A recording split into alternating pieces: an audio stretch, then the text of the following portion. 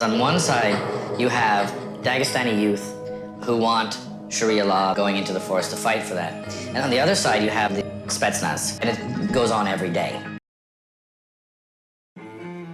Hello. The person you see in this photo is my friend Akim Kuliev, whom I've known since my childhood. First of all, as a very brave man. Those who had tortured and abused him got convinced of it, I'm sure. During another act of torture, he cut his own stomach open, stating that he would not sign to what he had not done. This was on Khabib's Instagram, and it glints insight into the kind of world Khabib lives. For me, the mental strength required to do something like that is just unimaginable, especially while already being tortured. Despite having our own struggles, I'm sure for many of us, this is a level of medieval we cannot even remotely relate to. Dagestan has had outbreaks of separatism and ethnic tension since the 1990s, and constantly torn by conflict between the Spetsnaz and extremists, with corrupt law enforcement egging it all on. Up in these beautiful mountains, this wretched fire is where Khabib Nurmagomedov was born. His father, Magomedovich Nurmagomedov, saw these hellish conditions and wanted to be a positive force. Through his high-level background in Sambo, he wished to sow the discipline and strength needed to deal with the problems of this world, but the conditions of his father's training, in Khabib's own words, they were Spartan, no less harsh. Having Khabib wrestle a bear as a child, that was just the tip of the iceberg. If anything, a cute and playful jest in comparison. Javier Mendez was reached out to about his team being the most injury-prone.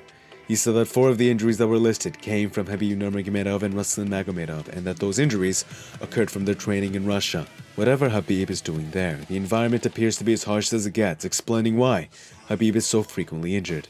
Understanding this, it all starts to make more sense. Professor of psychology Dr. David Klonsky and Robin Black said that the fight game was 90% mental, and if this is true, Khabib's mind has been pounded into a position where it's just unbreakable, unfazable. Nothing can get to him because nothing can compare to the world he's already experienced. Now knowing this, when it comes to that 90% game, Khabib is truly an eagle standing at the top.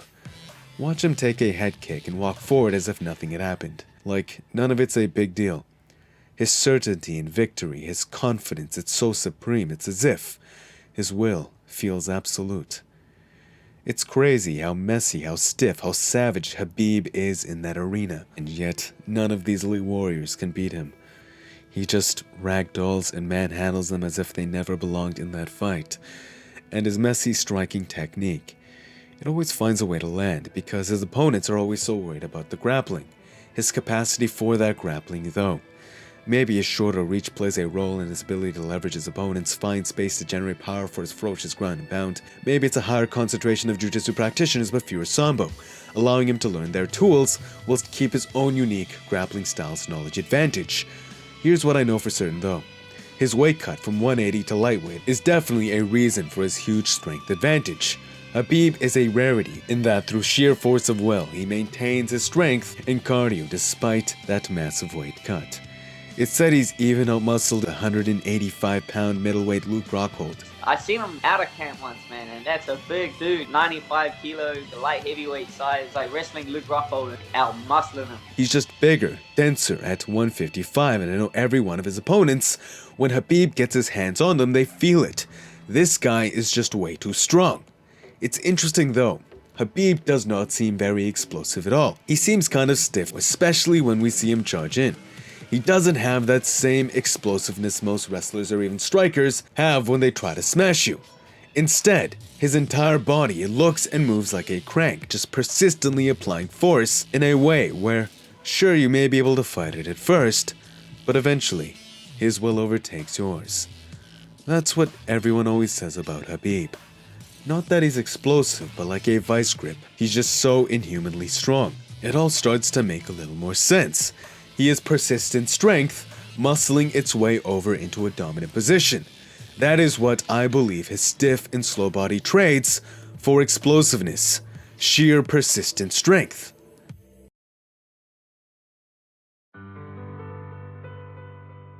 An undefeated record of 25 wins and 0 losses against the most elite warriors in the world, all absolutely one-sided. Khabib highlights a spark of light salvaged from the dark depths he was tossed into. His world's conditions were inhumane, yet with the right mentor and a sense of purpose. He's been crawling himself out of that hole ever since. Now, with us gaining a feel for this inhuman struggle, we must know there would be no Khabib without it. The eagle would have never learned to fly if it had not been left so low. In a world where we constantly attempt to sterilize everything, the double edge we will face as a result is weakness. We grow through challenge, through adversity. Weights challenge the muscle. Education should challenge the mind. Hard work, character, to that end. Wherever you are in life, to the darkest depths you have been thrown yourself, you find the strength to overcome it. For I'm certain through that process, you will become the light you were always looking for. Hope you enjoyed the video. Smash that like button if you did. It's good karma. And until next time, peace.